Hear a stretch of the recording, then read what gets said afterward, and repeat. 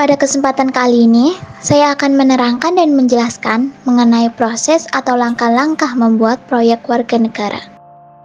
Namun, sebelum kita melanjutkan pembahasan yang utama mengenai langkah-langkah proyek warga negara, izinkan saya terlebih dahulu untuk memperkenalkan diri. Perkenalkan, nama saya Melia Zulfa Ashida dengan NIM B1002-10457, Prodi Manajemen, kelas I, Fakultas Ekonomi dan Bisnis, Universitas Muhammadiyah Surakarta. Baiklah, saatnya kita masuk ke dalam inti materi yang akan saya sampaikan kali ini, yaitu langkah-langkah pembuatan proyek warga negara. Untuk langkah pertama, ada identifikasi masalah. Yang kedua, penentuan judul atau topik. Yang ketiga, pengumpulan bahan referensi. Yang keempat, penentuan poin penting. Yang kelima, proses pembuatan produk. Dan yang keenam, memeriksa kembali keseluruhan produk. Dan yang terakhir, penguploadan produk proyek warga negara. Untuk lebih jelasnya, saya akan menjelaskan bagaimana maksud dari masing-masing langkah tersebut.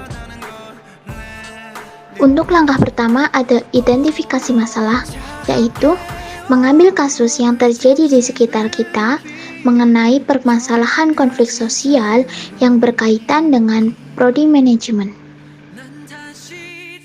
Seperti halnya, saya mengambil beberapa kasus yang terjadi di lingkungan saya, seperti kecanduan gadget akibat game online terhadap anak-anak hingga remaja.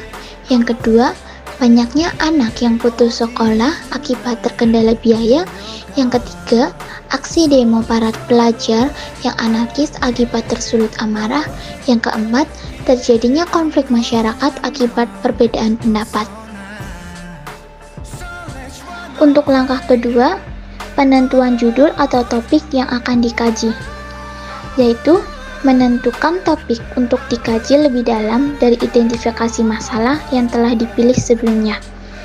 Dan dari beberapa masalah yang saya punya, saya memilih topik mengenai kecanduan gadget akibat game online terhadap anak-anak hingga remaja untuk saya kaji lebih dalam.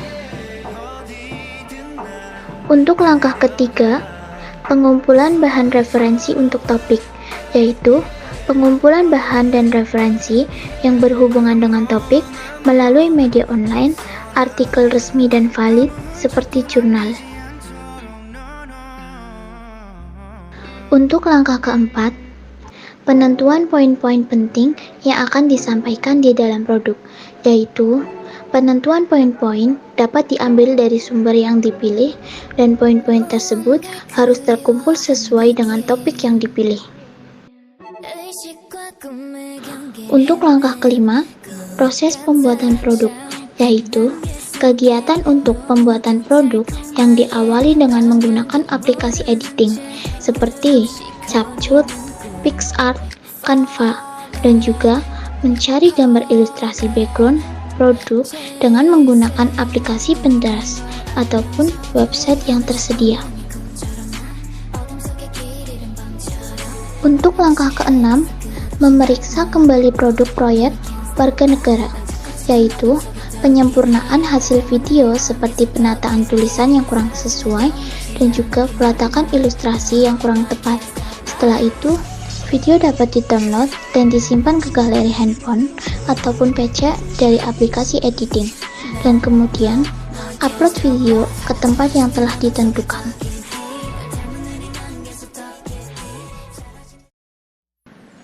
Demikian materi yang dapat saya sampaikan mengenai langkah-langkah dalam pembuatan proyek warga negara. Semoga penjelasan saya tadi bermanfaat bagi teman-teman semua. Dan mohon maaf apabila ada kesalahan saya dalam pengucapan penyampaian materi. Dan terima kasih telah menonton video ini sampai akhir. Sampai jumpa di lain kesempatan. Wassalamualaikum warahmatullahi wabarakatuh.